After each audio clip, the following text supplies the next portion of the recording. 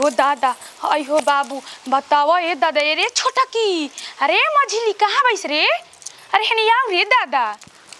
आई हो दादा हे भगवान, अरे तनी हो देखबे रे, हो तनी देखबे कैसे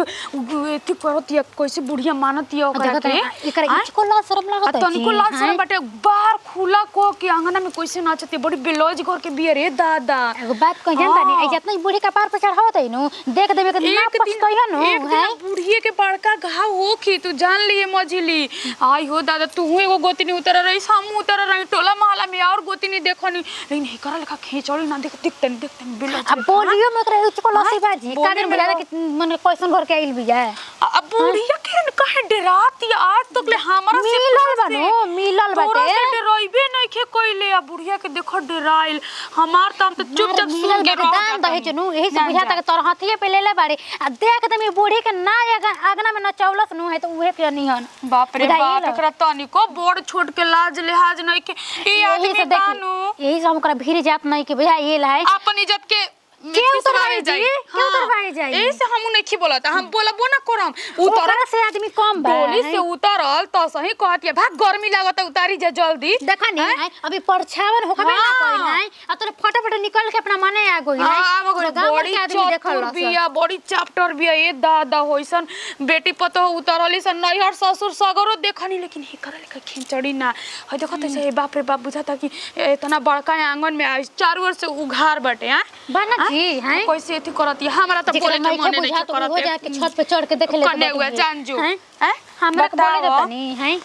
हम ना देख एगो बात समझ ली हैं, रो कहत नीनु कि ना सुना ना, आ रखले रही जान जानू केकरा के कान में के बनवावे के तारा के मुंह दिखाई देबे कोनी, आ एकरो खातिर रखले रही, लेकिन के है लंगटिनिया के दिही ए दादा, रखले रही 3000 के साड़ी खरीद के कि चलो इहे एगो छोट गोतनी बिया त दे दिहल जाई नीमन ओमन से है, लेकिन हम ना देम ना दे, हम एकरा कोन चीज देवे लायक बिया दादा, पहले के दिन आते हमारी इज्जत उतार देलो से हम के देबे जाता नहीं, हमरा कहतिया मजाके में है कि अब रौरा कहां देखले हो हम हाथ ना सामान, हमर दिलवे में धसल बा ई बात, जान जाई भाई बुझाता कि करोड़पति घर के नु आए आदमी आइल बाटे भिखार घर के, त कहा तो और बाप ना जाके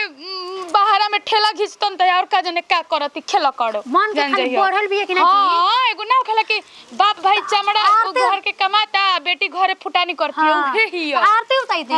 मोटको के नाम मोटाइल निकललस नु है त देख अच्छा अपना घर में जा, हम अपना घर में जाते, हम खाए खातिर बोलन कहा भाई हमरा कल कि जाके यहां पुड़िया नहीं टुंगा देबे के है, ना मारूंगा के हम पूछे जाता बानी, एगो आदमी नौकरानी में घरवा के ओइसनो आदमी करतो नहीं मन लागला जे कि करवावे के लायक होखो, हां नहीं तो ए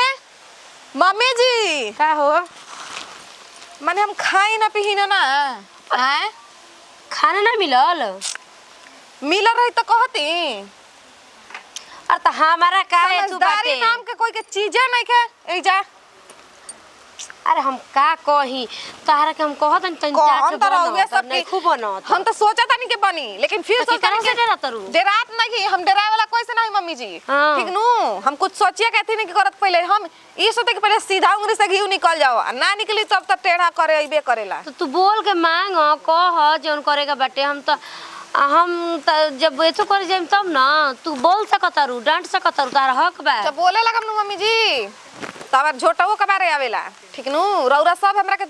वैसे भी इहो के कहले बानी कि जौन मन तवन तू करा, रौरो कहता नहीं हमर घरऊ से अथी बा, आ हेन के तना औकात हो गइल बा हिम्मत कि हमरा खाना के पीना के नहीं किसन पूछाते ना, तो ज्यादा तन तोहरो बोले के चाही कि हमके होय माने कहे का मतलब कि उहनी के देवे के चाही लिया के तारा के, तो गलती ना करतरी सब बताव, ए बार ना देली से कुछो भी नहीं खुडले मुंह में, काजू खइले बानी, काजू खइले बड़ू तीता चीज मन करता खाए के ना, का नाम है दोनों के मम्मी जी, कजली जोतिया नाम होवे, कजली कजली, अरे बोर जेठान ही त का हो गइले, जेठानियो को जेठान के बुद्धि बा, ठीक बा तो जा नान और कन्या संगे कैसे रहे के चाहिए, इनके लात जो कैसे रौरा मम्मी जी घर संभाले बानी, अब देखम हमार संभारल, हां त ई है ना हमार बुद्धि नहीं के त कम से कम केहू नहीं क्या सुनाते की हो आ का हो कन्या, काजल तारे नाम हां, हां लेकिन नाम धो के बोझ उठ के ना बोलल जले, हां ई बात बा नाम धो के ना बोलल जाला, हमारी बाबू ने किसी का रानी मंगोनी का के बोलाई, देखी जी हमर सुहाग बावन की नहीं खन, तू लोग में गलती बाटे, ऐसे काहे करत रु जा बतावा जा, हां ई बात पर बोलहिन तब तो तू लोग का बुझाई, ए कने आई तो नाक भनास चढ़ाव तड़ू ए कने तनी नरम डाउन होखा हो अपने खाना केहू के खइले। खिसबरी अपने मन से तनिक आँय? बुझाते नहीं के हम ही तोहनी के कोनो बात को हम त बुझाई अपने मन नहीं के बुझात कि कनियो खइले बियो के कि नहीं खइले ई ना देखे के चाहिए। हमर मुंह के साथ हाथों गोड़ चलेला जहिया उठे लगी नू तो फिर नीचे ना होई बुझा गइल नू समझे में नहीं खे आवत ए कने कुछ हम खाई ना ना ए कने भूखे रही ना ओके बना देले बानी जा तो तू अपन नहु लेके आवो लेके आवो सबनी पर केस कर देब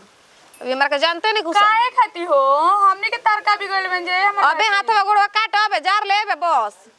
डलवा देब 3 नंबर में जौन कहता नहीं चुपचाप कर जाना तो ठीक बा करे मरद कहले रहे हमर बाबूजी से कि ना 5 लाख में 5 पैसा कम ना लेम अब ओकरे मेहर से हम निकलवाव तनी कि 5 लाख लेला के मतलब का होला डेरा के रहतनी हां बतावा हो इहे नु कहालो दुख किस्मी है हमार शादी हो कल आ 2 दिन के बाद में चूल्हा चौकी छुआ देली जे कि खाना दाना बनावे अब घर के संभार आ उ आइल भी खेलवाड़ी है तो ओकरा के कोई कुछ कह ही नहीं खे जात कि हां कनिया खाना बनेला कि ना बनेला ई बुढ़िया के नु मन बढ़ गइल बटुए हां तो पैसा रुपया दहेज मिलल बाटे नु यही समाना बढ़ल बटुए हमनी के कम न लेके आई रही जा सही लोग कहेला चलो बना देले बानी नु खाए के जगह मन होई खाए एही से त मन नहीं के करत नु कि हमरा खाना दाना हम बनाई अब लेकिन हम का करे अपना मरद के चलते लाचार बानी ये घर में आई बुढ़िया एक बतिया हमरा माता से जाके जोड़ देत बिया कि देख तोर मेहरारू नु हइसे अब करतिया अब हइसे करतिया पहले ना करत रहे अब करत बिया है काहे हमरा माता से लड़ाई झगड़ा लगवाए खातिर ओकरे एथी हो जात बटुए आओ जती ज्योति के चिल्लते दादा के हाजी तोहरा नाम न जती ह तौर कोई हक के ह तो तू हमर नाम धके चिल्लैबू तो का कह के चिल्लाई अच्छा ठीक बा तू नाम धर हम धर तनी पुष्पा बोल तो तू हमर धर तू चूल्हा अथी पर खाए मत बनाओ ना तो हम ना खाएम तो गैस सब भरवा दो गैस नहीं के भराई ले कहाँ भराइल बटुए गैस भराई रहे तो खत्मे हो गइल बटुए आग लागल का पैसा में सब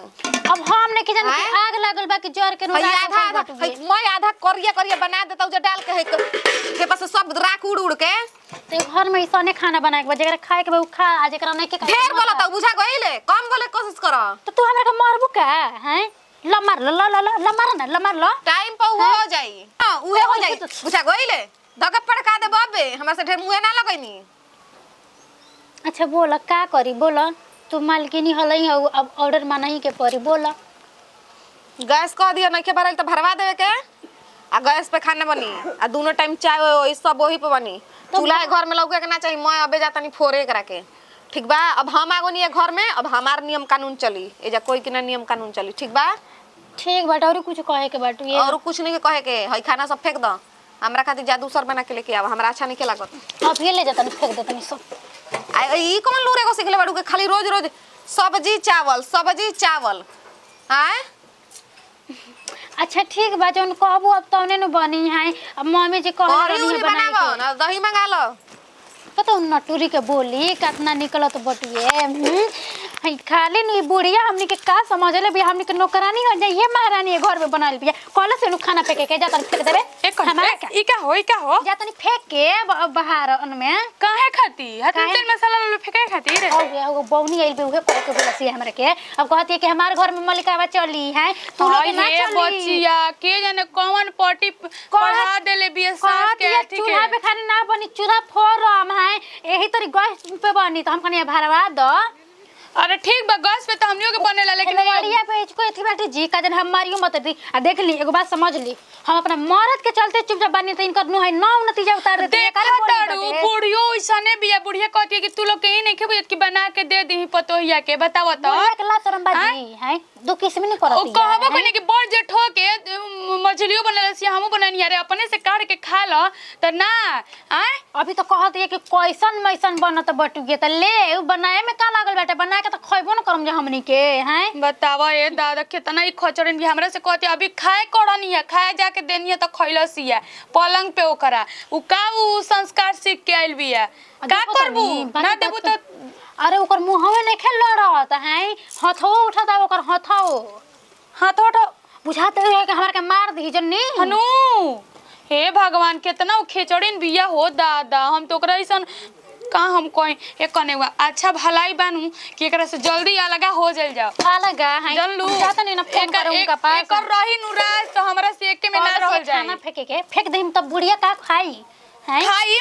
खाई मटिया सब रख दो। देखिए दीदी एगो बात समझ ली जितना सहम नो उतना लोग कपार पे चढ़ेला बुझे सहलो उतने भर जाला नो जितना भर चल बन जाए हाँ, बेसी ना सहे के चाहे। बेसी आए सहला होइसे- हम नो तो आदमी गुलाम बना दे जाए ज्यादा झड़ुआ लगा दो हमें आवत तनी एथी क के ठीक नु हो जाए जा तनी हम तनी एथी क ले घरवा में देख ले कपड़वा पड़वा अपन खींच देतनी ओकर मत खींच दे हम ओकर खींचम जी ओकर खींचम हो कने हुआ देखिए हम जातन के बोलावे ठीक बनू घर में महाभारते हो की तब का अलगा हो जी आदमी तो ठीक बाटे ये आदमी बुझाता कि गरीब घर के बाटे तो मैंने का पैर के जूती कोई समझ ली का कि जौने मन करी तौने कह दिया जौने मन करी जैसे ही कह दी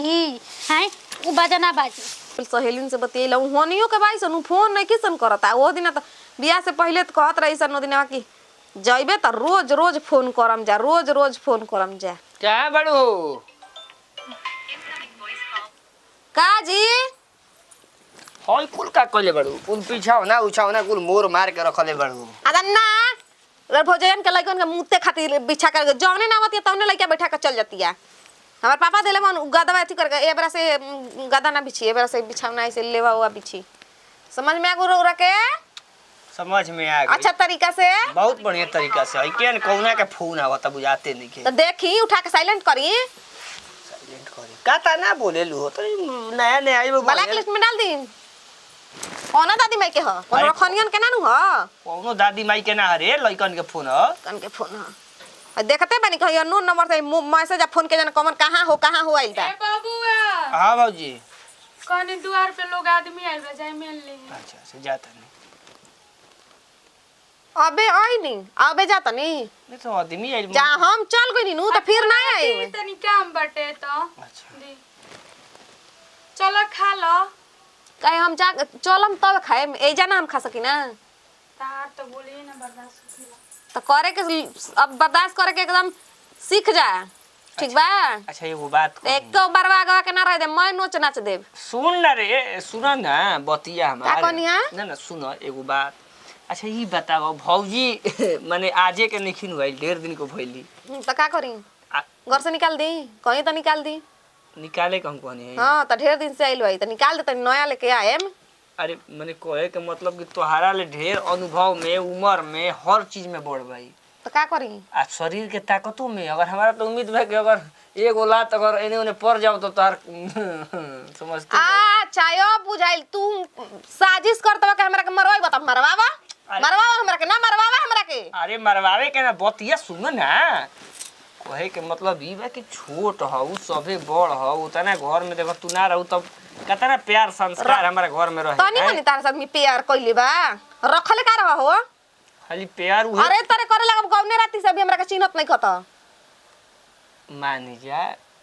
दायरा में रह ठीक रहबू तनी एने ओने का बढ़ल जाता सुधर जा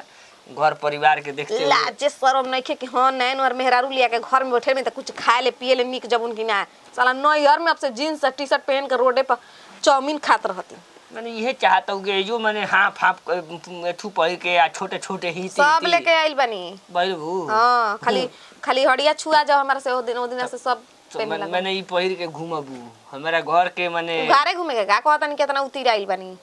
अरे उगारे घुमलू अच्छा हित चुके पहिरलू गाँव नु डाटबा हमरा के तो ओहनी के जाके गाड़ी दे रुक जा साला बिया मेहरारू से कइले बसन कोन हापट से रे बुझाते नहीं कह दे हमारा के डटबा त हम ओहनी के डांटब एक झाप दे दे मुंह कबार के लुधियाना चल जाई